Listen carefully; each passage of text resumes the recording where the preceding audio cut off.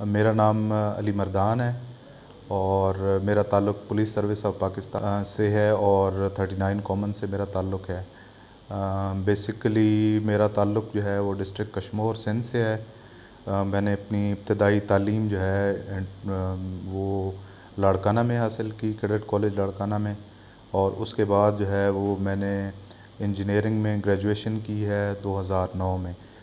मेरी डिग्री थी bachelors of engineering in telecommunications. और उसके बाद मुझे सीएसएस में और सिविल सर्विस में जाने का शौक़ हुआ, तो 2010 के एग्ज़ाम के बाद मैंने सर्विस ज्वाइन की है। मोटिवेशन जो है वो पब्लिक सर्विस थी मेनली, और उसके अलावा जो है अपने इर्द गिर्द के माहौल और अपनी सराउंडिंग्स, अपनी लाइफ को इम्प्रूव करने की ये भी चीज़ थी। तो उस हवाले से मैंने जो है बजाय इंजीनियरिंग को परसू करने के मैंने सिविल सर्विस को ऑप्ट किया। अच्छा, ये इसमें ये बहुत इम्पोर्टेंट है कि जी आप जिस काम के लिए निकलते हैं, जिस अज़म के साथ निकलते हैं, उसमें मोटिवेशन का होना लाज़िम है। और जिस काम को आप हासिल करना चाहते हैं, जिस टारगेट को आप हासिल करना चाहते हैं, उसके लिए आपके दिल में चाह हो, उसके लिए लगन हो। तो मैंने जो है मैं इंस्पायर्ड था, मैंने पहले सिविल सर्वेंट्स को देखा हुआ था और उनकी लाइफ देखी थी, उनकी जो है वो उनके जो सर्विसेज थी वो मुझे इंस्पायर करती थी। इस हवाले से मैंने फिर जो है वो अपने प्रिपरेशन जो है वो कंसल्टेशन करके अपने दोस्तों से, पुराने दोस्तों से, तो मैंने इस हवाले से एक एकेडमी ज्वाइन की लाहौर में। और उसके बाद जो है उन्होंने इनिशियल ओरिएंटेशन दी मुझे 2-3 माह की। उसके बाद जो है फिर मैंने अपने ज़ाती एफ़र्ट्स के साथ तैयारी करके 9 माह 10 माह मैंने तैयारी की उस एग्ज़ाम की, और 2010 में मैं इस एग्ज़ाम में अपीयर हुआ। और सर्विस जो है इसके कोई 2 साल बाद मैंने ज्वाइन की। इनिशियल इंस्पिरेशन मेरे दोस्त थे, मेरे इर्द गिर्द के दोस्त थे जिनसे मैं इंस्पायर हुआ, जो मेरी फ़ील्ड के नहीं थे उनसे मैं इंस्पायर हुआ और उनकी बातों से इंस्पायर हुआ, तब जाके मैंने ये सिविल सर्विस जो है वो ऑप्ट की। सबसे पहले जो मोस्ट इम्पॉर्टेंट चीज़ है वो तो चाह है उस चीज़ को हासिल करने के लिए। जब आप सिविल सर्विस में जाना चाह रहे हो तो आपके अंदर डिटर्मिनेशन होनी चाहिए, कमिटमेंट होनी चाहिए।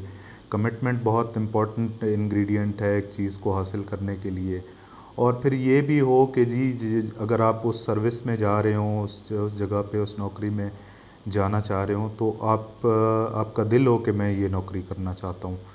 तो वो अगर ये चीज़ें जो है आपके अंदर होंगी तो फिर जो है आप इसको परसू कर पाएंगे। उसके बाद जो है दूसरा जो फेज़ आता है वो है इस जर्नी को हासिल करने के लिए, वो है हार्ड वर्क, मेहनत और फोकस।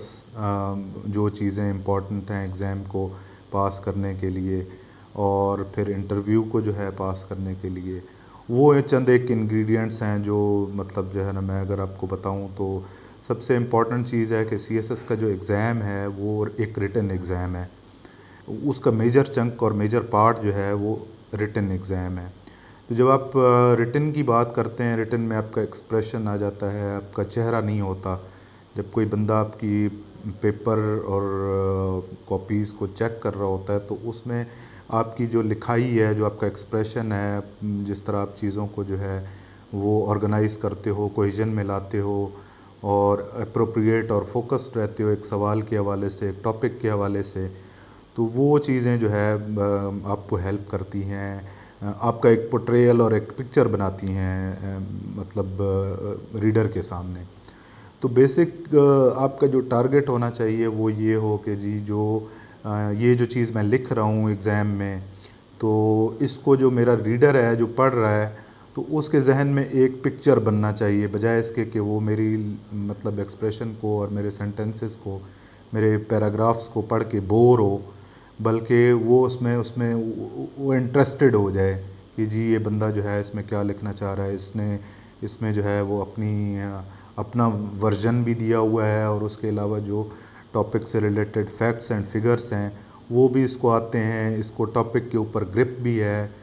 तो ये चीज़ें जो है फिर आपको एक अच्छी स्कोरिंग मार्जिन पे ले जाती हैं।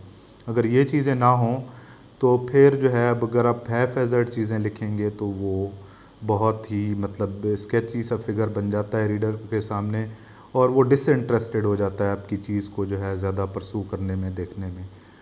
तो सबसे इम्पॉर्टेंट चीज़ है, जितने मेजर हमारे पेपर्स हैं सीएसएस के अंदर वो इंग्लिश में अटैम्प्ट होते हैं, सिवाय चंद एक के जो हमारे मदर टंग की लैंग्वेजेज़ हैं, मतलब लोकल लैंग्वेजेज़ हैं, उनके सब्जेक्ट हैं या इस्लामियात का सब्जेक्ट है। इसके अलावा बाकी सारे पेपर्स जो है वो हम अटैम्प्ट करते हैं इंग्लिश में। तो इंग्लिश का बहुत बड़ा रोल होता है आपको जो है वो मतलब आपकी एग्ज़ाम की प्रिपरेशन को अपलिफ्ट करने में, आपकी जो है अच्छी स्कोरिंग हासिल करने में।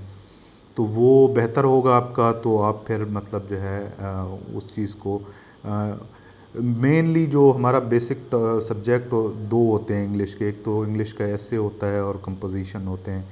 ये इन चीज़ों की अगर आपकी मतलब अच्छी तैयारी हुई हो तो फिर बाकी पेपर्स में आपको मतलब राइटिंग स्किल्स पे ज़्यादा मेहनत करने की ज़रूरत नहीं पड़ती, सिवाय चंद एक सब्जेक्ट्स हैं, जैसे जर्नलिज़म का सब्जेक्ट है, वो एक बहुत स्पेशलाइज्ड सब्जेक्ट है, उसकी अपनी टर्मिनोलॉजी है, या इंटरनेशनल रिलेशन का सब्जेक्ट है तो उसकी एक अपनी जो है वो एक टर्मिनोलॉजी है, आप उसके अंदर उसको लिख रहे होते हैं। उन टर्मिनोलॉजीज़ के बगैर जो है वो जो रीडर होगा, जो सब्जेक्ट स्पेशलिस्ट चेक कर रहा होगा, वो उसको इतनी इम्पोर्टेंस नहीं देगा।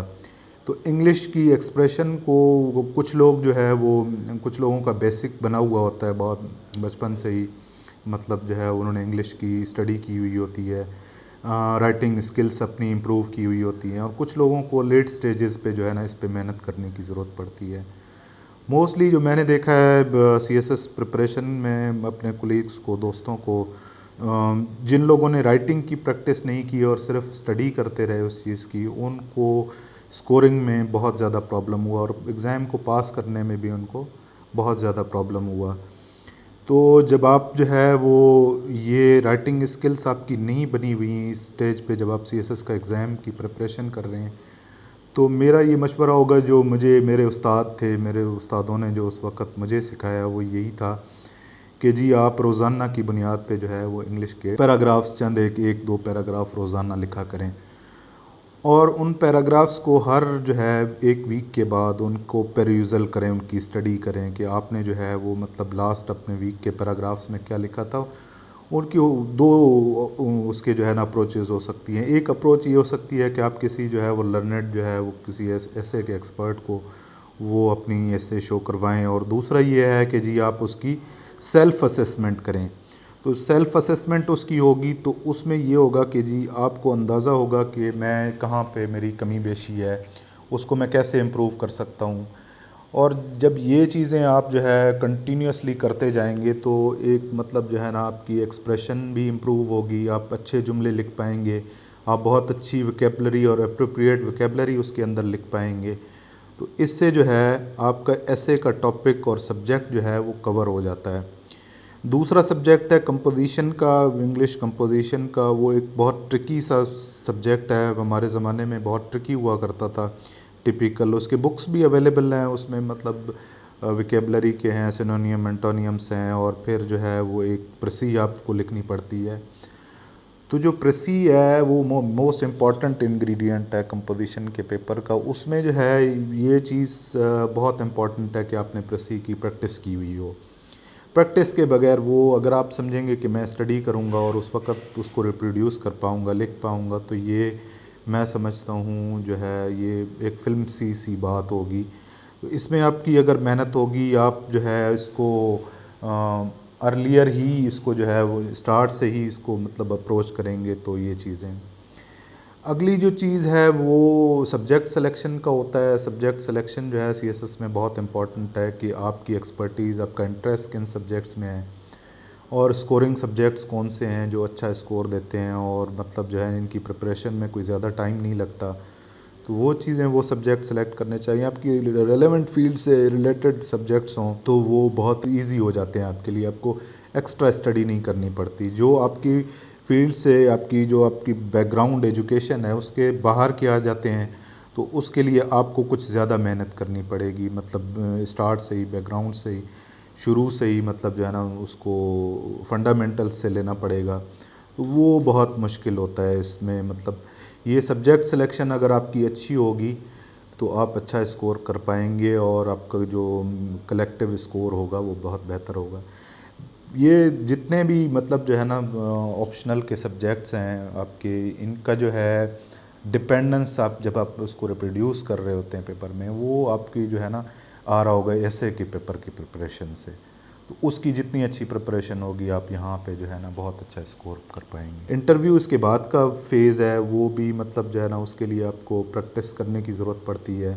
इंटरव्यूज़ मॉक एक्सरसाइजेस कर सकते हैं आप उसके हवाले से, या प्रीवियसली अगर किसी ने इंटरव्यूज़ दिए हुए हों जैसे CSS क्वालिफाइड हों या फेलियर्स हों, उनसे आपको अच्छा जो है ना वो एक मतलब जो है ना बैकग्राउंड और एक पिक्चर बन जाता है कि मैंने इंटरव्यू की तैयारी कैसे करनी है।